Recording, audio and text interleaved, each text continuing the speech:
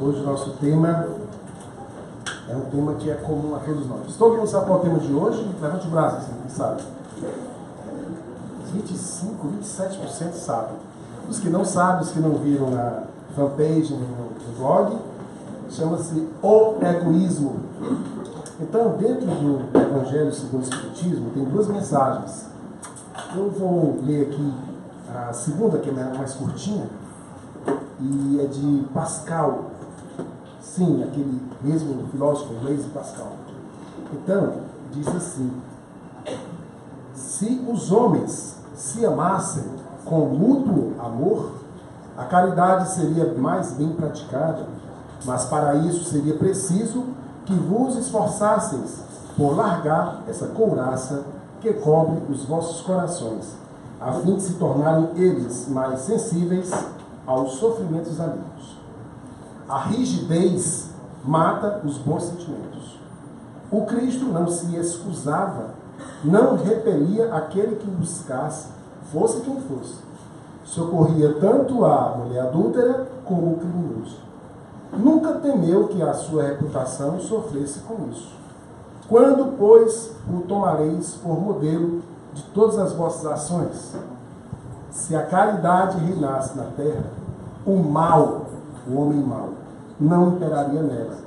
Fugiria envergonhado, ocultar-se-ia, visto que em toda parte se acharia deslocado. O mal, então, desapareceria.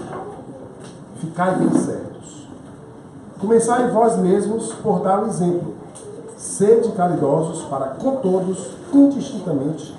Esforçai-vos por não atentar nos que vos olham com desdém, e deixai a Deus o encargo de fazer toda a justiça, porque a cada dia, em seu reino, ele separa o joio do trigo. O egoísmo é a negação da caridade. Ora, sem a caridade, não haverá descanso para a sociedade humana. Qualquer relação com os dias de hoje não é mera coincidência. Digo mais, sem a caridade não haverá segurança. Com o egoísmo e o orgulho que andam de mãos dadas, a vida será sempre uma carreira em que vencerá o mais esperto. Uma luta de interesses em que as mais santas afeições serão espezinhadas, em que nem os sagrados laços da família são respeitados. Pascal, cidade de Sens, 1862. Então, com muita alegria, que a gente chama aqui a nossa irmã Denise, que para nos compartilhar as reflexões acerca da mensagem sobre o egoísmo no dia de hoje. Boa noite, pessoal. Boa noite.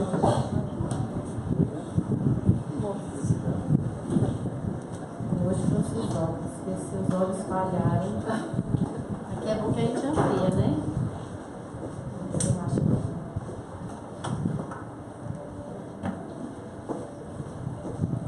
A temática de hoje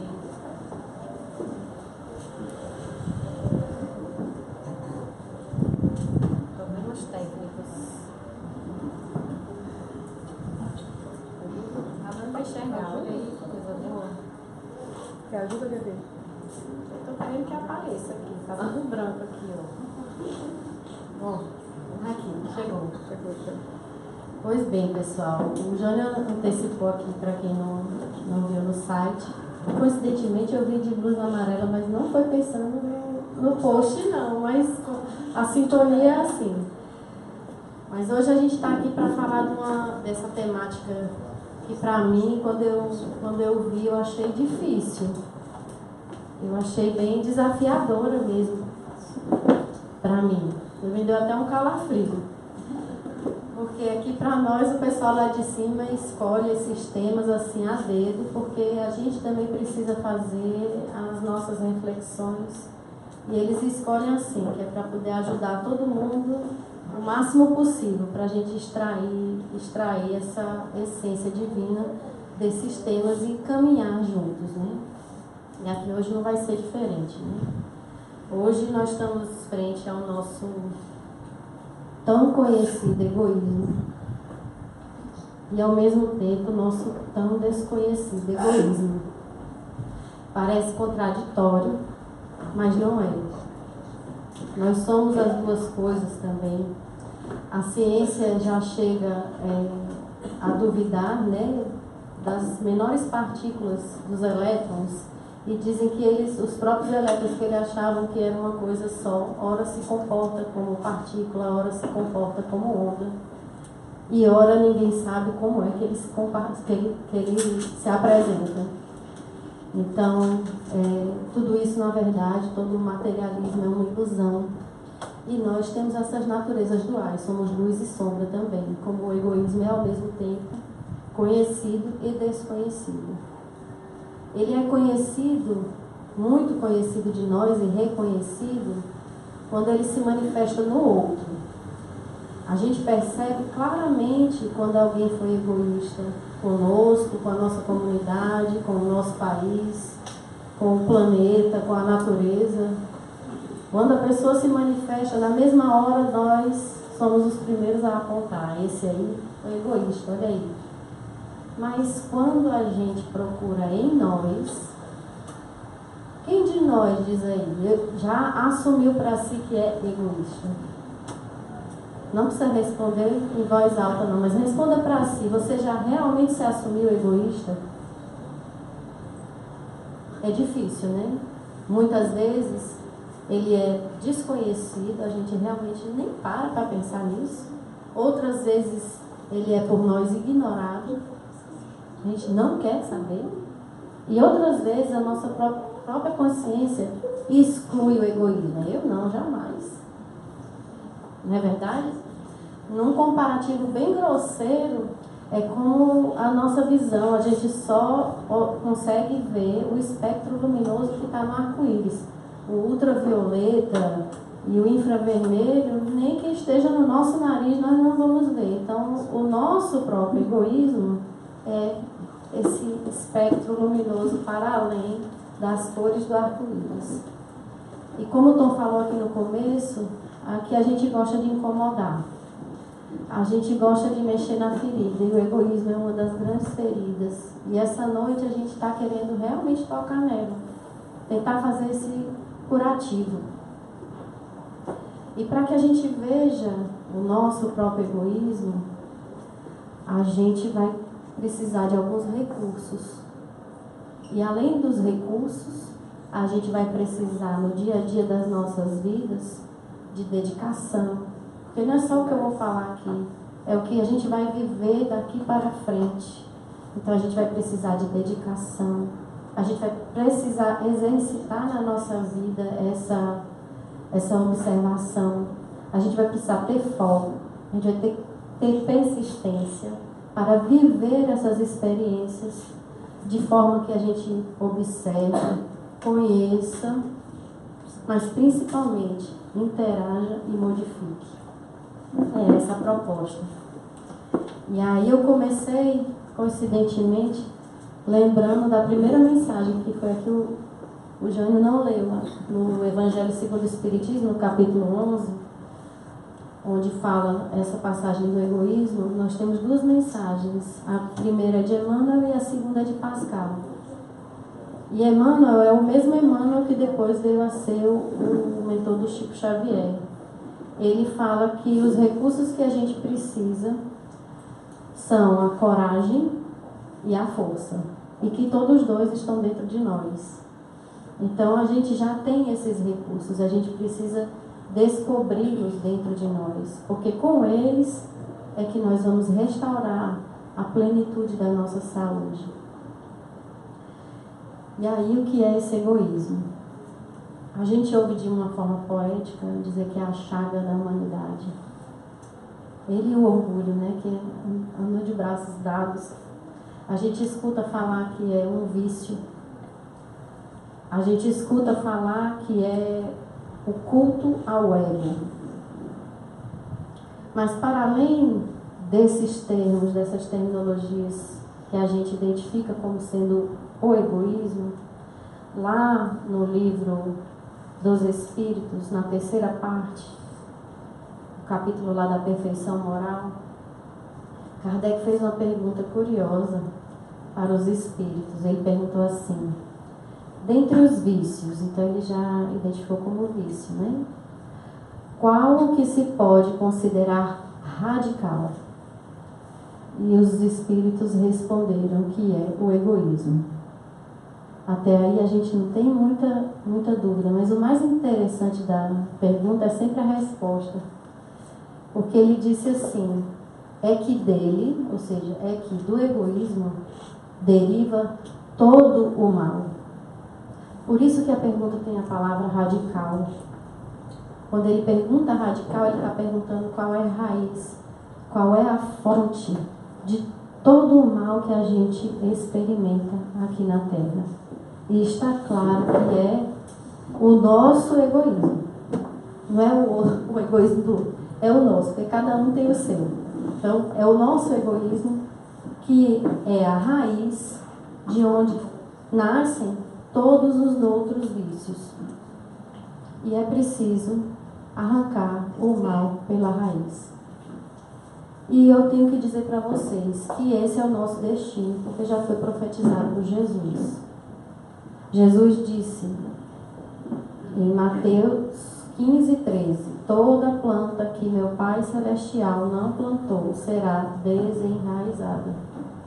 E somos nós, cada um de nós, e nós juntos, uns com os outros, que vamos efetivamente, em solidariedade a Deus, em amor a Deus, em plenitude com Deus, arrancar de nós essa raiz da qual frutificam todos os outros vícios.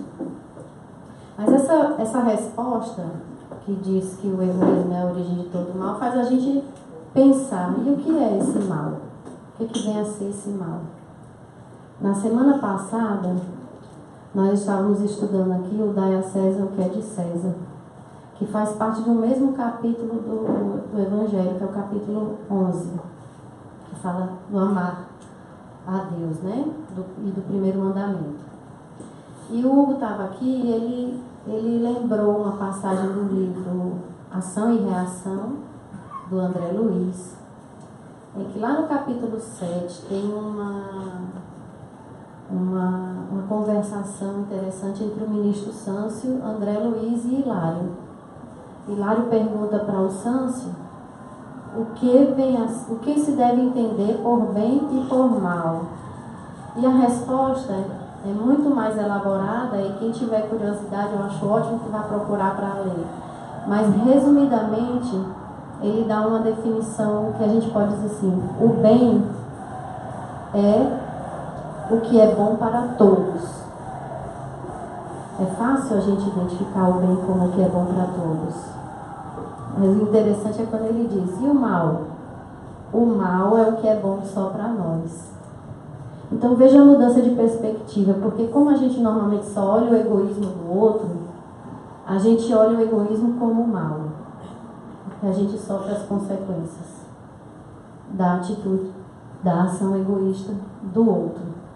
Mas aqui ele está dando a perspectiva do egoísta, que para ele aquilo é um bem, né? Se eu não estou me importando que tenham balas perdidas porque eu ando de carro blindado, eu sou egoísta. Se eu não estou nem aí para o que os outros estão sofrendo, já que eu tenho o suprimento necessário e até o supérfluo, eu estou egoísta. Mas eu estou com o bem para mim, o bem só para mim, né? E essa definição de bem e de mal nos faz ver essa igualdade entre o mal e o próprio egoísmo, porque ele é o exclusivismo, o personalismo, o só para nós. E quando a gente começa esse raciocínio que vai voltando, né, o que é o egoísmo, o mal, o que é o mal é o bem, né, e tal, e você começa a querer saber: tá bom, mas se todo o mal deriva do egoísmo, o egoísmo deriva de onde?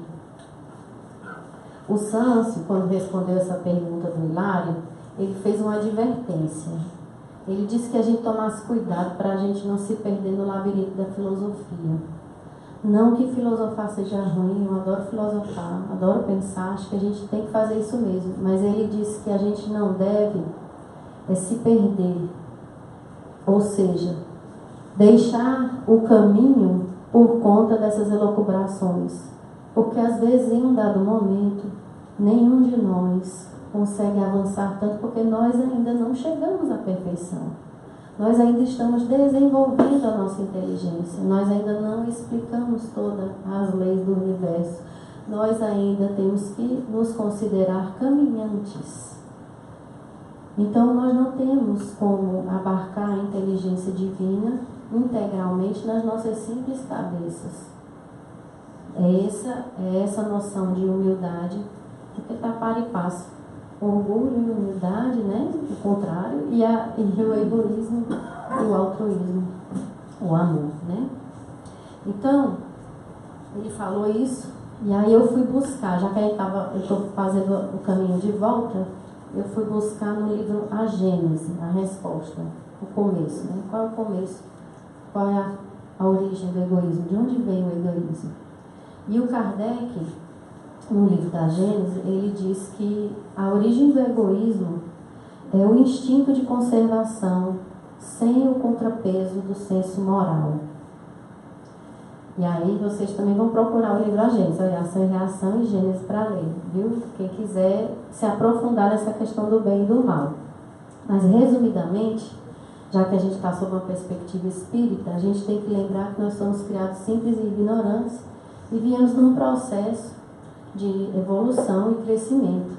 Passamos pelo reino mineral, vegetal, animal e depois passamos para o nominal e daqui nós estamos em direção à angelitude. Quando nós estamos até o reino animal, são os instintos que nos governam e dizem que é o próprio Deus que nos governa. Nós não temos ainda o livre-arbítrio. Quando a gente passa para o reino nominal, é que a gente começa a ter o livre-arbítrio, a gente começa a ter inteligência, antes talvez até rudimentar, mas como seres nominais nós temos a inteligência e começaremos a desenvolver o senso moral. Nessa trajetória, a gente fica pensando, se o instinto é criado por Deus e é Deus governando, como é que ele pode ser a origem do egoísmo? Porque a origem do egoísmo, ela está no instinto, mas ela não depende do instinto. Porque quando Deus nos dá liberdade de escolha, somos nós que escolhemos. Somos nós que não nos desatamos das amarras da matéria com as nossas escolhas. Então, a gente está hoje mais próximo do começo, porque nós ainda estamos envolvidos com a matéria, do que do final, da angelitude. Nessa trajetória, estamos vulneráveis às influências da matéria, entre elas os nossos instintos. Mas a gente tem a inteligência e a nossa força interior e a coragem dentro de nós a nos estimular a continuar nessa caminhada, não ficar estagnado. E aí a gente vai passar das necessidades puramente instintivas, materiais, para semimateriais, semimorais e futuramente morais. Se a gente não faz o nosso esforço, da nossa escolha, para avançar nesse processo de desenvolvimento intelectual e moral, nós vamos estar arrastados pela matéria como um animal embrutecido, que tem como norte apenas o instinto de conservação da sua espécie exclusiva. A única diferença é que, por sermos inteligentes, as necessidades mudam um pouco, né?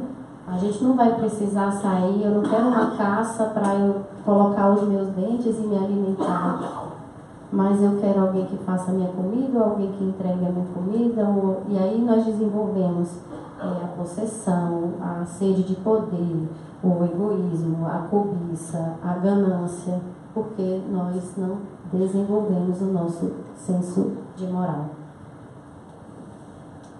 O instinto, então, ele serve, ele não é à toa, ele, como pulsão de vida, ele é fundamental, ele não falha, quando é animal, mesmo que o animal venha a morrer quando ele está fugindo, o instinto de fugir, ele é correto.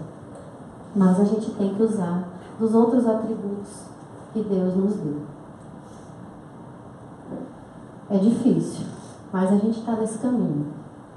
Mas vamos olhar um pouquinho para a gente, depois dessa ideia filosófica aí que a gente tem, dessa origem, da gente compreender um pouco que nós estamos nesse processo, que nós já não estamos lá atrás. Nós que estamos aqui hoje, a gente tem a consciência de que nós estamos buscando essa evolução material. E aí eu também comecei a olhar para mim e comecei a ver que eu sou egoísta, realmente. Quando eu estou no trânsito, seja dirigindo ou seja a pé, eu quero que abram passagem para mim. Alguém já se sentiu assim? Eu quero que o sinal abra imediatamente, eu quero que o carro saia da frente, eu quero que o carro pare, mesmo que não tenha sinal para eu poder atravessar na faixa de pedestre. Então a gente tem uma série de exigências. A gente tem exigências com o outro, porque a gente quer que o outro, seja ele marido, filho, familiar, amigo, chefe, enfim, que ele se reja pela nossa forma de ver a vida, do que é certo e do que é errado. Se ele está um pouco da trajetória, a gente já julga. E isso acontece e acontece com todos nós. A gente quer, inclusive, que os nossos filhos, quando saiam da nossa tutela, continuem pedindo permissão para a gente ou até nos informando o que querem fazer e a gente diga para eles o que é para fazer. É assim que nós somos. Nós somos realmente dominadores egoístas. E isso é real. E a gente podia aqui estar falando de outras situações e eu espero que vocês façam esse exercício com a vida de vocês para enxergar, porque normalmente a gente não se olha egoísta. Basta a gente entrar no elevador e dar bom dia, a pessoa não dá bom dia, que aquilo ali, né, como é que pode? A pessoa não dá nem bom dia, mal educado, não fala comigo. E aquilo ali é uma forma de egoísmo. É uma forma de egoísmo. A gente pode aqui falar das manipulações, das simulações que nós fazemos com nós mesmos, com os outros ao nosso redor. Tudo isso faz parte do nosso egoísmo. Esse é o egoísmo, tudo para mim. A gente conhece o egoísmo quando a gente não se importa e a gente justifica o não se importar, às vezes até como uma defesa. Eu vou na reunião do condomínio do meu prédio, por exemplo.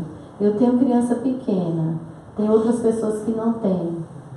Aquelas pessoas não vão falar pelos meus interesses. Eu vou lá. Agora, se a quantidade de pessoas que têm crianças pequenas no prédio for maior do que as quantidades das que não têm, a gente também não vai dar prioridade aos interesses das pessoas mais velhas que não têm crianças pequenas no prédio. É assim que nós agimos. Então a gente tem que reconhecer realmente nas nossas vidas, no nosso cotidiano, essas nossas pequenas ações até as grandes ações. Quando eu falei que era um exercício de dedicação no começo, é porque cada um faz esse caminho. Agora é mais fácil a gente começar pelas coisas pequenas para depois chegar nas grandes, porque a gente vai fazendo um exercício. Esse egoísmo eu chamo de egoísmo indiferença, porque eu não me importo com o outro. Eu não estou nem aí, não é problema meu. Qual é o problema? Que eu estou poluindo o rio ou qualquer coisa. O problema é do peixe que mora lá, né? A gente age assim quando a gente... Agora eu não consigo mais usar canudo de plástico, depois que eu vi o vídeo da tartaruga. Mas até antes, eu usava tranquilamente, nem pensava para onde vai esse plástico todo que eu uso. Né? Até ver aquilo ali, me condoer e realmente me reconectar com os bichinhos que sofrem com essa poluição e aí eu mudar a minha atitude. Então, o egoísmo, tanto ele, tudo para mim, como esse egoísmo, indiferença, em que eu não me importo, eles têm uma coisa em comum, que é a ilusão da separatividade. Nós temos essa ilusão de que nós somos separados do outro, quando não somos. Ao nosso redor existem diversas linguagens científicas, filosóficas e religiosas, revelações espirituais, e a todo tempo nós vemos o discurso de conexão, porque a gente realmente precisa se reconectar. Se reconectar, inclusive, consigo mesmo. Mas vocês acham que, se a gente é conectado, os nossos vícios são desconexos? Não são. Eu já falei aqui do orgulho, que ele é quase que irmão gêmeo do egoísmo. Mas como ele é raiz, o egoísmo, é como se ele criasse todos os outros. E aqui eu vou falar de um tripé, que eu acho que é o tripé parada dura. É o orgulho, o egoísmo e o materialismo. O materialismo não é um vício, especificamente, né? Mas é algo que modifica a nossa interação, a nossa forma de pensar, né? Não sei se vocês sabem, mas o tripé, ele é uma estrutura que dá muita estabilidade, né? O terreno pode ser, olha aqui, ó, a câmerazinha, ela está em cima de um tripé. Por quê? Porque o tripé, em qualquer terreno, ele arruma um plano para ficar seguro. E esses três, Nossa Senhora, a importância da gente saber que o egoísmo é um vício de raiz, é que quando a gente trabalhar o nosso egoísmo, automaticamente nós estamos desestabilizando os outros dois.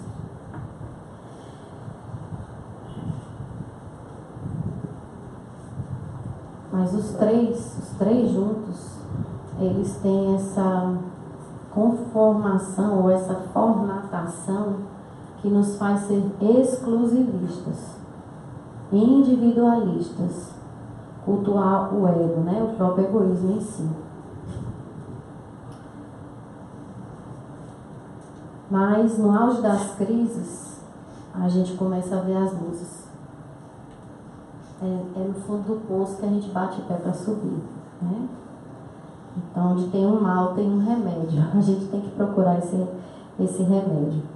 No que diz respeito a nossa humanidade, o que eu enxerguei aqui nos meus estudos é que essas luzes, elas sempre e sempre existiram e estão aqui, e estão em toda parte.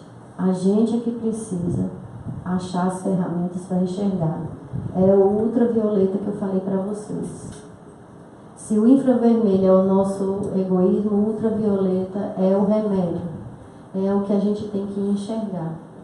E a gente percebe, estudando ciência, que o materialismo hoje está passando por maus bocados. Pelo menos o materialismo científico. Eu falei aqui das partículas no começo. Está difícil dizer o que é matéria. Os cientistas não chegaram a nenhuma conclusão. A física quântica começa a imaginar de onde vêm uns elétrons que somem e aparecem ao mesmo tempo. Tem um outro experimento que eu fiquei sabendo que eles fizeram com 2 elétrons que são conectados entre si. Um gira numa direção, o outro gira na outra. E aí eles fizeram um experimento de mudar a direção desse elétron e instantaneamente o outro mudou a direção. Aí eles experimentaram separar um lá num lugar e outro bem distante e fizeram a mesma experiência e instantaneamente o outro elétron mudou a direção e aí começaram a questionar se nada viajar acima da velocidade da luz no universo material, né? Como é que a informação que esse aqui virou para o outro lado chegou lá instantaneamente, com um espaço no meio entre eles. Então, a própria ciência vem destruindo a ideia de materialismo. A gente pensa que isso aqui é plástico, é acrílico. Será que é? Se a gente for para o micro, eles dizem que tem mais espaço do que propriamente matéria. É como se fosse um núcleo de cada átomo, é como se fosse uma bolinha de gude no meio do Maracanã, na bolinha lá do centro. E o elétron é uma poeira circulando em volta. Então a gente vê logo que tem muito mais espaço vazio do que matéria. E eles estão se questionando sobre isso. E nós devemos trazer esse conhecimento, não para a gente virar físico, matemático, astrônomo, né? Enfim, mas porque ele tem uma repercussão futura na nossa forma de pensar e na nossa forma de interagir com o mundo. E o nosso grande problema é que, apesar de todas essas descobertas, até mesmo nós que buscamos a espiritualidade, a gente se distrai e a gente continua agindo como se materialista fosse. Continua tomando a sua vida apenas com as preocupações materiais. Continua pensando no emprego, na casa, nos filhos, na família, no dinheiro, enfim, nas coisas do mundo. E esquecemos mesmo, ou procuramos nem falar, nem pensar o que vem depois da vida que a gente leva aqui. Como é a vida integral, como é a vida lá do outro lado. A gente escolhe não olhar para esse lado. A gente escolhe entrar no automatismo. A gente escolhe continuar separado de nós mesmos, porque cada um de nós aqui, sob a visão espírita, não é só essa personalidade que nós estamos aqui. A psicologia, a gente diz, eu sou o ego. A psicologia já diz que tem muito mais além do ego. E nós espíritas ainda tem muito mais outras vidas que a gente viveu que fazem parte de nós. Então a gente tem que conectar-se em si e reconectar-se com o outro. E quando a gente não faz isso, quando a gente não procura esse caminho, o que acontece na nossa vida? A gente continua regando mágoa, a gente continua exigindo que o outro haja conforme o que a gente pensa, a gente continua construindo muros entre as pessoas, a gente continua provocando guerras, a gente continua sem pensar na morte, vivendo como se não fosse morrer. A maioria de nós só para pensar efetivamente quando um ser muito próximo a gente parte de maneira inesperada, e aí a gente sente uma dor, um vazio. E esse vazio muitas vezes não é a saudade. Esse vazio muitas vezes é o nosso desejo de reter para nós, de estar conosco, de conviver com aquela pessoa amada. Sem pensar que nós não devemos deixar ninguém preso e cativo além do tempo justo e necessário para essa pessoa, que é o que o Evangelho nos diz. Tem um capítulo até que diz: se fosse um homem de bem, teria morrido. Então, enquanto a gente estiver nesse torpor, a gente às vezes ainda está cavando mais um bocadinho o nosso poço, né? Em termos planetários, a gente vai enxergar gente morrendo de fome, por falta d'água, e gente fazendo guerra. E ao mesmo tempo, gente esbanjando água, fazendo festa e dieta. É uma contradição, não é? Somos nós, é isso aí.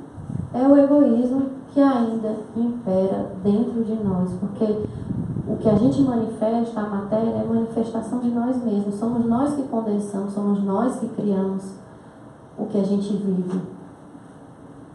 Mas se eu chamei a atenção para essas mazelas, é para a gente olhar para elas, mas não é para a gente ficar triste, não, nem se desestimular, não. É realmente apenas para provocar, porque é olhando para isso que a gente consegue transformar. É olhando para tudo isso e reconhecendo que eu sou egoísta, que eu vou trabalhar o meu egoísmo. Se eu não reconheço nem para mim que eu sou egoísta, como eu vou trabalhar isso?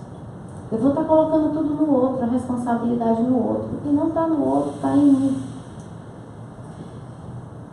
O Tom falou aqui, acho que foi o Tom que falou, Jesus é o exemplo, e eu me lembro de uma frase que a gente escuta, às vezes a gente não entende o significado, que diz que Jesus é o Cordeiro de Deus que tira o pecado do mundo. Que o sangue dele teria derramado e teria apagado todos os nossos pecados, inclusive os que a gente vai cometer ainda. Na minha visão, ele continua sendo o Cordeiro de Deus que tira o pecado do mundo. Porque isso para mim remonta que ele viveu para nos dizer que é possível, que nós podemos, que que ele viveu o altruísmo pleno, ele viveu a caridade plena, ele viveu o amor pleno. E aí, então, alguém pode pensar assim, poxa, mas também está comparando a gente com quem, né? Será que a gente chega lá? A gente chega. Um dia a gente chega. Eu escolho abrir meus olhos. Eu escolho enxergar. E lá na Gênesis, Kardec diz assim, tem um momento em que o excesso de mal moral se torna tão intolerável que se impõe ao homem a necessidade de mudar de vida. Somos nós que vamos descobrir até quando nós vamos querer viver assim. Até quando a gente vai querer ficar junto. Há tanto mal moral, há tanto desrespeito entre nós mesmos, há tanto desamor entre nós mesmos. É aí que a gente vai começar a enxergar o remédio, vai começar a pensar a ferida, vai começar a chegar lá na cura. Na verdade, esse processo ele vem existindo de maneira muito, vamos dizer assim, a gente às vezes, se a gente não olha, a gente nem percebe. Mas o bem é assim, o bem é silencioso. Mas se a gente parar, a gente olha. Antigamente nem ONG existia para fazer bem de nada. Voluntariado era uma coisa que você fazia um favor. Hoje em dia nós temos legislação de voluntariado no nosso país aqui. A gente tem boas práticas e boas ideias sendo divulgadas. A gente tem instituições e empresas cuidando de seus funcionários e seus servidores, procurando dar qualidade de vida a essas pessoas, preocupado com o bem-estar delas dentro e fora do seu trabalho. Nós vemos empresas querendo expandir os seus negócios, mas ao mesmo tempo se mantendo como empresas sociais e ecológicas. Isso não é a mudança, gente? É sinal de que nós estamos mudando. É sinal de que é possível. É sinal de que a mensagem do Cristo não foi à toa. E da mesma forma que a ciência vem encontrando paulatinamente, vai encontrar Deus. Eu ouvi essa semana uma frase que dizia assim, os homens de pouca ciência não acreditam em Deus, mas os de muita ciência acreditam em Deus. Porque a própria ciência se manifesta de tal forma e nós estamos chegando lá até comprovar a existência mesmo de Deus cientificamente. Deus vem nos educando desde o começo. E essa educação requer observação e experiência. As experiências nós estamos tendo, dia a dia, encarnação após encarnação. Ele vem nos educando porque a educação é o caminho. Mas a educação da alma, né? Não é a educação só instrução, só inteligência, que nós já estamos conseguindo caminhar bem na inteligência. É a educação de homens de bem, a educação do caráter. E como é que ele faz isso? Eu vou trazer aqui, lembrar da palestra de 15 dias atrás, o Tiago falou sobre o mandamento maior. E a situação era aquela em que o escriba, ele interroga Jesus sobre o maior mandamento. Está em Marcos, capítulo 12, versículo 28. Diz que o escriba perguntou a Jesus, qual é o primeiro mandamento de todos? E Jesus respondeu que o primeiro mandamento é: ouve, Israel, o Senhor é nosso Deus. O Senhor é único, o Senhor é um. Amarás o Senhor teu Deus de todo o teu coração, de toda a tua alma, de toda a tua mente, de toda a tua força. O segundo é este: amarás o teu próximo como a ti mesmo. Não há outro mandamento maior do que estes. O escriba então lhe disse: muito bem, mestre. Estava julgando Jesus, né? Verdadeiramente dissestes: há somente um, e não há outro exceto dele. Eu não vou falar do amar a Deus, porque já foi objeto de palestra. Eu vou falar do começo, quando Jesus responde: ouve, Israel. Israel é a humanidade inteira. Ouve é para nós. Ouve, Israel. O Senhor é nosso Deus. O Senhor é um. Quando a gente escuta isso, a gente lembra, isso aqui é o monoteísmo. Também. Como nós também somos uma coisa e outra. Isso aqui é também. Uma primeira camada, isso aqui está fazendo referência, porque Jesus não inovou aqui, apesar do que muitas vezes a gente pensa. Tanto o amar a Deus sobre todas as coisas, como amar ao próximo, está no Velho Testamento, a primeira parte em Deuteronômio, a segunda parte em Levítico. Ele não inovou aqui, ele só repetiu o que os judeus diziam, que condensava toda a lei e os profetas. O que ele estava dizendo aqui é mais profundo. É o princípio da unidade. É o princípio que diz que nós estamos ligados uns com os outros. Nós afetamos uns aos outros. E eu chamei a atenção para esse princípio, fazendo o link dessa outra palestra, porque a unidade é exatamente o oposto do egoísmo, que é a separação, inclusive, de nós mesmos. Por isso é que a bandeira do Espiritismo é fora da caridade não há salvação. Porque a caridade é o amor em ação. A caridade é o cumprimento integral desses dois mandamentos que Jesus juntou e disse ao escriba, que se chama Shema. Só que o caminho a gente tem que fazer o inverso, né? Primeiro amar a si, depois amar ao próximo, para conseguir amar a Deus. E sabendo disso, meus amigos, o que mais eu posso falar aqui? O que eu posso dizer é arregaçem suas mangas. Se ponham no trabalho íntimo de vocês mesmos. Se observem. Observem os seus próprios pensamentos. Encontrem dentro de vocês essa raizinha chamada egoísmo. Quando vocês se virem egoístas. E façam todo o esforço que vocês já forem capazes para alterar a conduta, se não a conduta, tentar alterar o pensamento, e num outro nível até o próprio sentimento que a gente tem.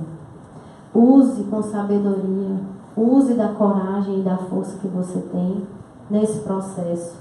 Revise os seus atos diariamente, como nos disse Santo Agostinho no Evangelho. Façam como se fossem atletas treinando para uma Olimpíada. A gente tem dor, a gente tem lesão, a gente sofre, né? A gente faz até cirurgia se for necessário. Mas quando a gente estiver lá competindo, a gente também vai estar sendo exemplo para outros que vêm atrás na caminhada. De que é possível essa unidade, que é possível se sentir íntegro e inteiro uns com os outros. E para concluir, eu trouxe aqui um trecho de uma música do Lulu Santos, que eu acho que os artistas têm essa capacidade, às vezes eles condensam as coisas. Eu falei aqui bem uma meia hora, e ele bem rapidinho, em 3 instantes, ele resume o que eu falei. Diz assim: existirá e em todo porto tremulará a velha bandeira da vida. Acenderá, todo farol iluminará uma ponta de esperança. E se virá, será quando menos se esperar, de onde ninguém imagina. Demolirá toda certeza vã. A gente já está vendo o materialismo ruim, né? Toda certeza vã não sobrará, pedra sobre pedra. Enquanto isso, enquanto não chegar esse dia, não nos custa insistir, eu digo aí, persistam, na questão do nosso desejo e não nos deixar extinguir uns aos outros, né? Desafiando de vez a noção na qual se crê que o inferno é aqui. Existirá. E toda raça, então, experimentará. Para todo mal, a cura. Nós vamos conseguir. Muita paz.